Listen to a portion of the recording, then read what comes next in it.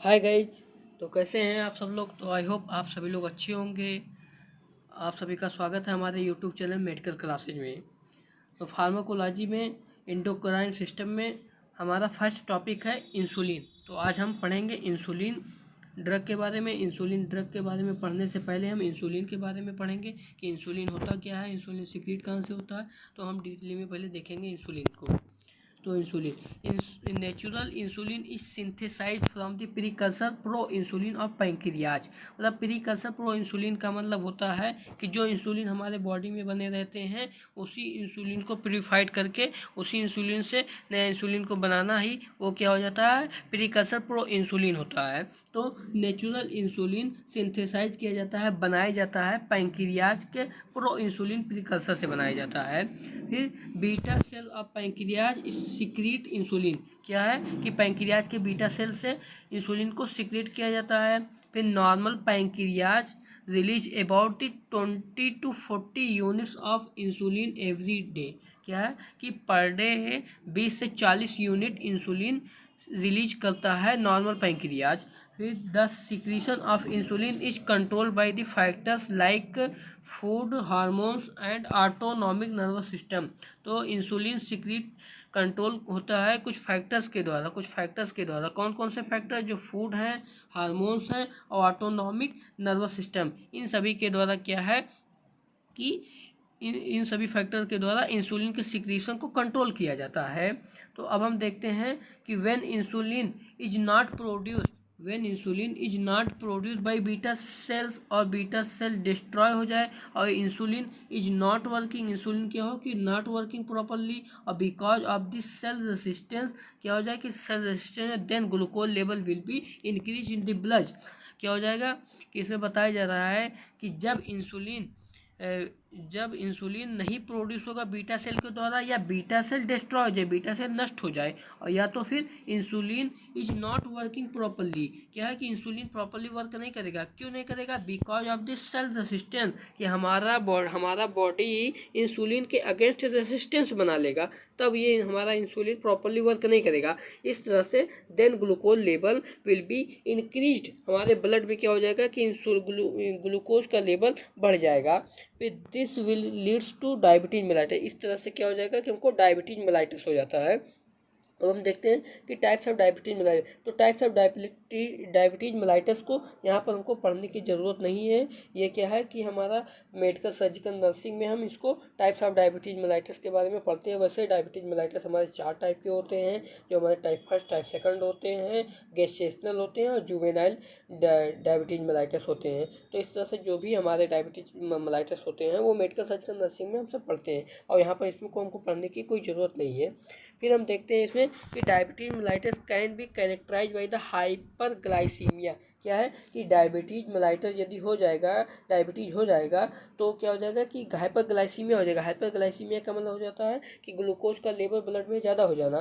फिर prolonged hyperglycaemia, यदि ज़्यादा समय से हाइपरग्लाइसीमिया रहेगा तो result various complication such as the retinopathy, nephropathy, gangrene और एथेरोस्क्लेरोसिस हो जाएगा। तो बताया जा रहा है कि यदि ज़्यादा समय से हाइपरग्लाइसीमिया रहेगा तो कई कॉम्प्लिकेशन हो जाएंगे, जैसे कि रेटिनोपैथी मतलब रेटिना में एबनॉर्मलिटी हो जाएगा, नेफ्रोपैथी नेफ्रॉन में एबनॉर्मलिटी हो जाएगा, गैंग्रीन मतलब टिश्यू डेड हो जाएगा, एथेरोस्क्लेरोसिस मतलब एथेरोस्क्लेरोसिस क्या हो जाएगा कि फैट का एक्युमुलेशन होने लगता है ब्लड वेसल में।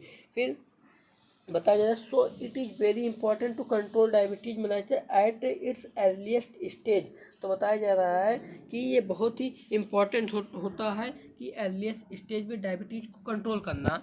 Insulin and oral hypoglycaemic drug are useful to treatment the diabetes mellitus. तो बताया जा रहा है कि यदि इंसुलिन क्या होता है, इंजेक्शन के फॉर्म में रहता है, लेकिन हाइपोग्लाइसीमिक ड्रग में क्या हो जाते हैं हमारे कि हम ओरल फॉर्म में यदि ओरल फॉर्म में देते हैं तो हाइपोग्लाइसीमिक ड्रग होता है। Are useful treatment diabetes mellitus. Insulin oral hypoglycaemic drug है, ये डायबिटीज मेलाइटिस के ट्रीटमेंट में यूजफुल होता है।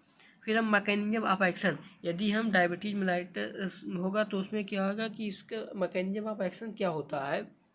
यदि ये इंसुलिन देंगे तो इंसुलिन का मैकेनिज्म ऑफ एक्शन क्या होगा।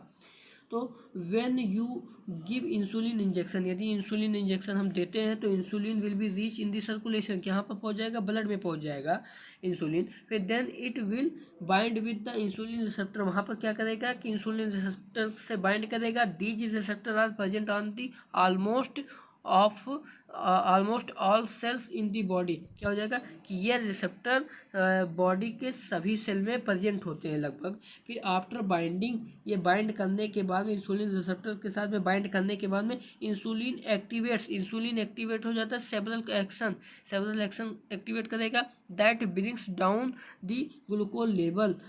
क्या करेगा कि इस तरह से ग्लूकोज का लेवल डाउन हो जाता है, including cellular uptake of glucose and glycogenesis. क्या हो जाएगा कि ग्लूकोज सेलुलर अपटेक, मतलब ग्लूकोज के सेलुलर अपटेक को क्या कर देगा, स्टिमुलेट कर देगा या बढ़ा देगा। और ग्लाइकोजिनेसिस का मतलब होता है कि ये ग्लाइकोजन का फॉर्मेशन करने लगेगा, मतलब ग्लूकोज का लेवल हमारे बॉडी में ज़्यादा रहेगा तो उसको क्या कर देगा, ग्लाइकोजन के फॉर्म में कन्वर्ट कर देगा और ग्लाइकोजन के फॉर्म में वो हमारे बॉडी में स्टोर रहेगा।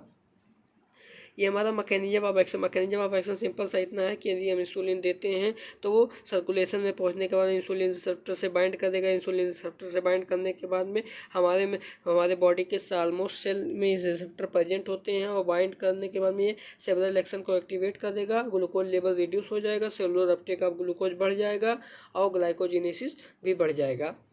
फिर हम देखते हैं एक्शन ऑफ इंसुलिन का क्या क्या एक्शन होता है। कार्बोहाइड्रेट मेटाबॉलिज, ये क्या करेगा, कार्बोहाइड्रेट का मेटाबॉलिज करेगा। Insulin stimulate the cellular uptake of the glucose and metabolism of the glucose in the cell. तो क्या करेगा, इंसुलिन स्टिमुलेट करता है ग्लूकोज के सेलुलर अपटेक को और क्या करेगा, ग्लूकोज का मेटाबॉलिज्म करता है, मतलब ग्लाइकोलिसिस, मतलब break down of the glucose करता है इन द सेल में। फिर it also promotes the conversion of excessive glucose in the glycogen. क्या करेगा कि ये क्या करता है कि ये प्रमोट करता है conversion of the excessive glucose into glycogen. क्या कर देगा कि ग्लूकोज को ग्लाइकोजन में कन्वर्ट कर देगा। फिर बाय द एबो action insulin reduce the blood glucose level. क्या कर देगा, इस तरह से एबो जितने भी हमारे एक्शंस हैं इसमें क्या कर देगा कि इंसुलिन रिड्यूस हो जाएगा, वो insulin reduce blood glucose level. क्या कर देगा, ब्लड में ग्लूकोज के लेवल को रिड्यूस कर देगा इंसुलिन। अब देखते हैं लिपिड मेटाबॉलिज्म।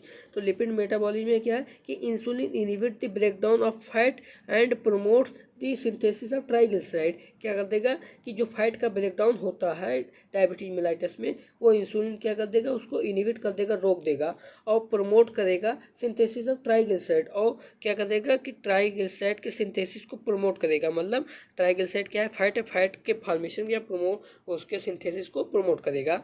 फिर क्या करेगा, अब डायबिटीज मेलाइटस के कंडीशन में देखते हैं कि in diabetes mellitus insulin is not doing it's action properly. क्या है कि इसका एक्शन प्रॉपरली नहीं करता है इंसुलिन, और फिर such people would not get the energy from glucose if they don't start treatment. क्या है कि ऐसे पीपुल उनको एनर्जी नहीं मिलता है जो इसका ट्रीटमेंट स्टार्ट नहीं कराते हैं।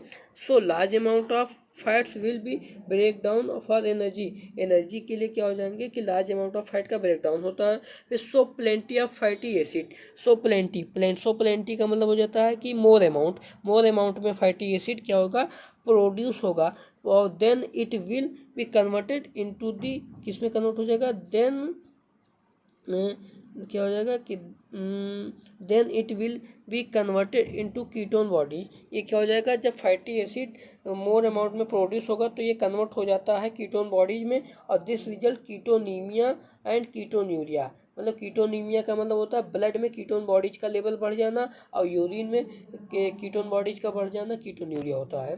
फिर प्रोटीन मेटाबॉलिज्म में देखते हैं insulin promote the amino acid Uptake and protein synthesis, it will prevent the breakdown of protein. तो क्या करेगा, इंसुलिन प्रमोट करता है एमिनो एसिड के अपटेक को और प्रोटीन सिंथेसिस को, और इस तरह से क्या हो जाएगा, प्रोटीन के ब्रेकडाउन को प्रिवेंट कर देता है, रोक देता है। अब हम देखते हैं क्लासिफिकेशन ऑफ इंसुलिन। तो क्लासिफिकेशन ऑफ इंसुलिन में हम देखते हैं कि insulin can be classified on the basis of source and duration of action. मतलब दो बेसिस पे इसको इंसुलिन को क्लासिफाइड किया गया है सोर्स के बेस पे और ड्यूरेशन ऑफ एक्शन के बेस पे। तो फर्स्ट हम देखते हैं based on this source of insulin is classified into 4 types. क्या है कि सोर्स के बेस पे इंसुलिन को क्लासिफाइड किया गया 4 टाइप्स में, और ड्यूरेशन के बेस पे हम नीचे देखेंगे कि यहाँ पर क्लासिफाइड किया गया है ड्यूरेशन के बेस पे। यदि इनको देखा गया तो 3 टाइप में क्लासिफाइड किया गया है। तो हम यह है कि ड्यूरेशन के बेस पे हमारा इजी रहता है और सोर्स के बेस पे थोड़ा मतलब लेंथी रहता है, लेकिन वो भी इजी है। तो इस तरह से हम दोनों पढ़ लेते हैं, जो भी इजी रहेगा, जो भी हम इजी रहेगा उसको हम लिख लेंगे एग्जाम में। ऐसा कोई कंपलसरी नहीं है कि हम दोनों ही लिखें। तो फिर हम पढ़ते हैं कि हम सोर्स के बेस पे, तो सोर्स के बेस पे किसको क्लासिफाइड किया गया है 2 टाइप में सोर्स के बेस पे 4 टाइप में क्लासिफाइड किया गया है। फर्स्ट है कन्वेंशनल इंसुलिन। तो कन्वेंशनल इंसुलिन में हम देखते हैं कि conventional insulin is the insulin which is the obtain from the बोविन and porcine. बोविन मतलब काऊ हो गया गाय, और पोर्सिन मतलब पिग मतलब सूअर हो गया।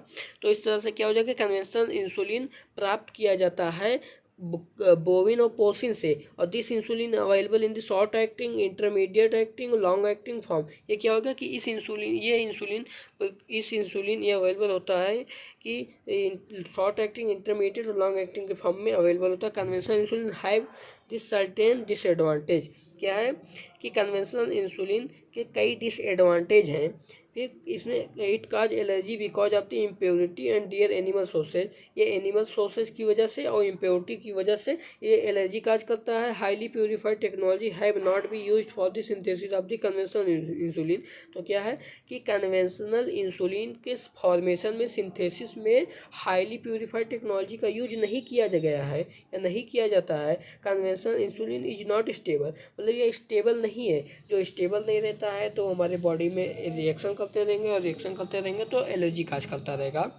तो अब ये हो गया कन्वेंशनल इंसुलिन। कन्वेंशनल इंसुलिन के बाद में हाईली प्यूरिफाइड, ये सेकंड टाइप का इंसुलिन है, highly purified insulin. Highly purified insulin और ऑब्टेन फ्रॉम द पोर्सिन, ये क्या है कि काऊ से ही प्राप्त किए जाते हैं। These insulin are purified by more developed purification technology like ion exchange, chromatography है इसमें, और फिर क्या रिपीटेड क्रिस्टलाइजेशन। तो बताया जा रहा है कि ये हाईली प्यूरिफाइड इंसुलिन जो होता है ऑब्टेन किया पोर्सिन से, और इसको ये डीज इंसुलिन प्यूरिफाइड किया जाता है मोर डेवलप्ड प्यूरिफिकेशन टेक्नोलॉजी से, लाइक जैसे आयन एक्सचेंज, मतलब इसमें आयन का एक्सचेंज किया जाता है। और कीमेटोग्राफी का मतलब होता है कि कोई जैसे मिक्सचर है, कोई ऐसे सॉल्यूशन है, तो उसमें उस सॉल्यूशन में कुछ पार्टिकल्स को सेपरेट करना, वो क्या हो जाता है, क्रोमेटोग्राफी होता है। फिर रिपीटेड क्रिस्टलाइजेशन और क्रिस्टलाइजेशन किया जाता है कि the highly purified insulin which is the prepared by the repeated. क्या हो जाएगा कि यदि इसको क्रोमेटोग्राफी करके मिक्सर से सेपरेट किया जाता है, तो इसको रिपीट फिर किया जाता है कि जितनी भी और भी इम्प्योरिटी हो तो उसको क्या किया जाए, सेपरेट हो जाए। रिपीटेड इसीलिए किया जाता है। तो इस रिपीटेड क्रिस्टलाइजेशन को क्या होता है, known as single peak insulin. और फिर the highly purified insulin which is prepared by the chromatography. Chromatography को क्या बोलते हैं, known as the mono component insulin. तो क्रिस्टलाइजेशन को क्या बोलते हैं, सिंगल पीक इंसुलिन, और क्रोमेटोग्राफी को क्या बोलते हैं, मोनो कॉम्पोनेंट इंसुलिन बोलते हैं।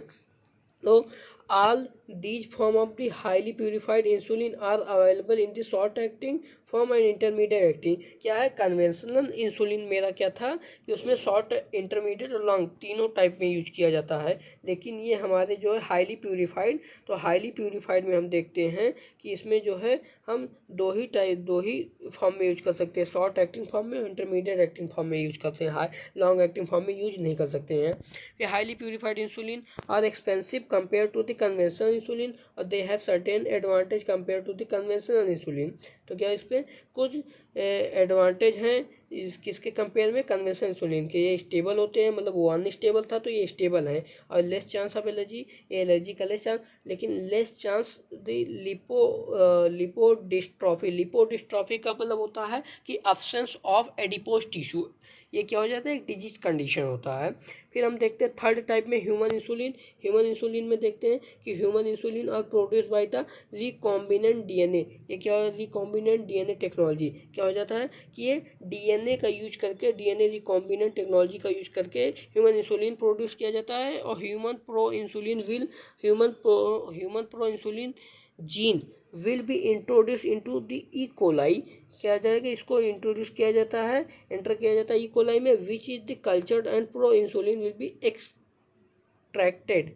बताया जा रहा है कि ये जब इसको एंटर करेंगे ई कोलाई में तो ये कल्चर करेगा, वहाँ मल्टीप्लिकेशन करेगा और प्रो इंसुलिन किस में कन्वर्ट हो जाएगा, मतलब एक्सट्रैक्टेड का मतलब होता है निकलता है, निकलेगा। तो ये किस फॉर्म में निकलेगा, ये pro insulin will be extracted, this pro insulin will be extracted to get human insulin. तो ये एक्सट्रैक्ट होने के बाद में ह्यूमन इंसुलिन के फॉर्म में निकलेगा। तो human insulin is available in short acting, intermediate, long acting, तीनों फॉर्म में अवेलेबल होते हैं। This kind of insulin are very expensive. ये क्या होता है, इस तरह के इंसुलिन जो होते हैं बहुत ही एक्सपेंसिव होते हैं, बहुत ही कॉस्टली होते हैं।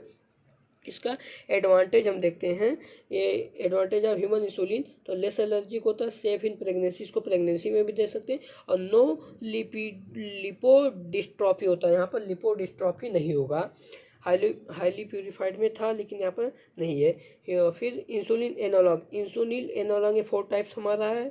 फिर insulin analogue are obtain by altering the insulin structure by enzymatic modification. तो बताया जा रहा है इंसुलिन एनालॉग ऑब्टेन किया जाता है इंसुलिन स्ट्रक्चर में स्लाइटली, वो थोड़ा सा अल्टर करके, कैसे, बाय एंजाइमेटिक मॉडिफिकेशन के द्वारा। फिर it is controlling the blood glucose level perfectly. ये क्या करता है कि ब्लड ग्लूकोज लेवल को परफेक्टली कंट्रोल करता है। It can produce it's action with in a minute, ये कुछ मिनट में ही क्या करता है, अपने एक्शन को प्रोड्यूस करता है। और फिर क्या करता है, दे आर रैपिड एक्टिंग, ये बहुत फास्ट एक्टिंग करता है। एग्जाम्पल में बताया जा रहा है कि insulin lispro, insulin aspart, insulin glargine, और इंसुलिन लिस्प्रो और एस्पार्ट है, ये रैपिड और शॉर्ट एक्टिंग इंसुलिन है। लेकिन ग्लैरगिन इज लॉन्ग एक्टिंग, ग्लैरगिन क्या है कि लॉन्ग एक्टिंग है। इस तरह से हमारा क्या है कि बेस्ड ऑन द सोर्स में जो 4 टाइप्स के हमारे इंसुलिन थे वो हमारा कंप्लीट हो गया है। अब हम देखते हैं कि based on the duration of action insulin, तो ड्यूरेशन ऑफ एक्शन के बेस पे दिखाया गया है कि 3 टाइप्स के होते हैं, ये क्लासिफिकेशन किया गया है। शॉर्ट एक्टिंग में होता है कि वो शॉर्ट समय के लिए एक्ट करता है। रेगुलर इंसुलिन होता है, रेगुलर इंसुलिन, फिर सेमी लिमिटेड इंसुलिन।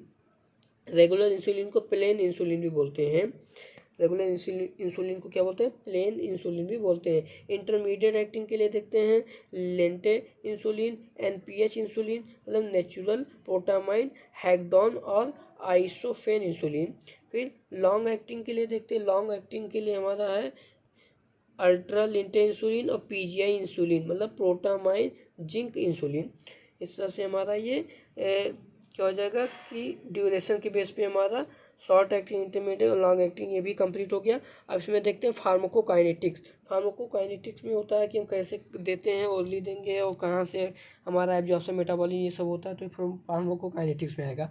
तो insulin can not be given orally, ये ओरली नहीं देते हैं इंसुलिन को, it is given by via subcutaneous, subcutaneous देंगे, then it will be dissolve in the tissue fluid and reach in the circulation. ये क्या हो जाएगा, टिश्यू फ्लूइड में डिजॉल्व हो जाएगा, घुल जाएगा और सर्कुलेशन में पहुंच जाएगा। अब हम देखते हैं ओनली प्लेन इंसुलिन, सिर्फ प्लेन इंसुलिन ही है कि कैन बी गिवन आईबी दे सकते हैं इमरजेंसी कंडीशन में। और use of insulin type 1 diabetes mellitus में और टाइप 2 डायबिटीज मेलाइटस में, और गैस्ट्रेशनल डायबिटीज मेलाइटस, गैस्ट्रेशनल मतलब प्रेगनेंसी में डायबिटीज मेलाइटस जो होता है उसमें देंगे। फिर hyper kalaemia insulin glucose drip में भी ट्राइड, क्या हो जाएगा, हाइपर कैलीमिया का मतलब हो जाता है कि पोटेशियम का लेवल ज़्यादा हो जाता है, तो इसमें एक ड्रिप चलाया जाता है। फिर इससे क्या हो जाएगा कि insulin increase the entry of potassium into the cells, क्या हो जाएगा कि इंसुलिन इंक्रीज हो जाएगा, इंसुलिन इंक्रीज करता है पोटेशियम के एंट्री करने पे सेल में। फिर and 10 reduce the plasma potassium level, इस तरह से क्या हो जाएगा कि प्लाज्मा में पोटेशियम का लेवल रिड्यूस हो जाएगा। कहने का मतलब है कि इंसुलिन क्या करता है, जब इंसुलिन क्या हो जाएगा, इंसुलिन क्या करता है, इंसुलिन कहाँ गया भाई, स्लाइड गायब हो जाता है। तो यहाँ पर है मेरा, तो ये देखते हैं किसमें कह रहा है कि इंसुलिन इंक्रीज करता है entry of the potassium into the cell. यदि सेल में पोटेशियम एंटर कर जाएगा तो इंसुलिन इस तरह से क्या कर देगा, इंसुलिन क्या करता है कि पोटेशियम को एंटर करता है सेल में, पोटेशियम को एंटर करता है सेल में, और इस तरह से रिड्यूस हो जाता है प्लाज्मा में पोटेशियम का लेवल। फिर बर्न्स देखते हैं, बर्न्स यदि जल जाते हैं तब क्या होता है, तो in burns insulin will be administer with the glucose to reduce the loss of potassium from the cell. तो बताया जा रहा है यदि जब कोई जल जाता है, बर्निंग पेशेंट रहते हैं, तो बर्निंग पेशेंट में क्या होता है कि इंसुलिन को एडमिनिस्टर किया जाता है ग्लूकोज के साथ में, ग्लूकोज के साथ मतलब डीएनएस के साथ में, डेक्स्ट्रो नॉर्मल सेलाइन के, डेक्स्ट्रो नॉर्मल सेलाइन के साथ में इसको क्या क्या एडमिनिस्टर किया जाता है। और ये टू रिड्यूस करता है loss of potassium from the cell, जो सेल से पोटेशियम लॉस होता है उसको क्या करता है, उसको रिड्यूस करता है। In once there is the chance of severe fluid loss, ये क्या होता है कि सीवियर फ्लूइड लॉस होने के चांस हो जाते हैं, insulin helps this cell to get the sufficient potassium during fluid loss in the burns. क्या हो जाएगा, इंसुलिन हेल्प करता है सेल को सफिशिएंट पोटेशियम प्राप्त करने में during fluid loss in the Burns, यदि जब बर्न्स में फ्लूइड लॉस हो जाता है। अब साइड इफेक्ट देते हैं, इंसुलिन के साइड इफेक्ट क्या क्या हो सकते हैं कि हाइपोग्लाइसीमिया, मतलब ग्लूकोज का लेवल रिड्यूस हो जाएगा, यदि इंसुलिन देंगे तो ग्लूकोज का लेवल ब्लड में रिड्यूस हो जाएगा, एलर्जी हो सकता है और लिपोडिस्ट्रॉफी हो सकता है,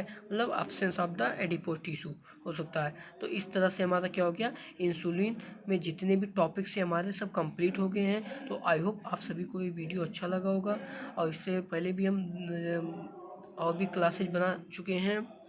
तो आज का हमारा ये एंडोक्राइन सिस्टम का फर्स्ट टॉपिक था इंसुलिन, और इसमें हम क्या क्या देखें, इंसुलिन के बारे में इंट्रोडक्शन देखें, इंसुलिन के इंट्रोडक्शन पढ़ने के बाद में हम देखें कि इंसुलिन का एक्शन क्या क्या हो सकता है, इंसुलिन का एक्शन देखें, इंसुलिन का मैकेनिज्म ऑफ एक्शन भी देखे हैं, और फिर मैकेनिज्म ऑफ एक्शन के बाद क्लासिफिकेशन देखें, दो टाइप में है, सोर्स के बेस पे है, सोर्स के कन्वेंशनल हाईली प्यूरिफाइड और ह्यूमन इंसुलिन और एनालॉग इंसुलिन, और फिर बेस्ड ऑन ड्यूरेशन के बाद शॉर्ट एक्टिंग, इंटरमीडिएट और लॉन्ग एक्टिंग में देखें। इस तरह से हमारा भी जितने भी टॉपिक्स है इंसुलिन से रिलेटेड सब कंप्लीट हो गया है।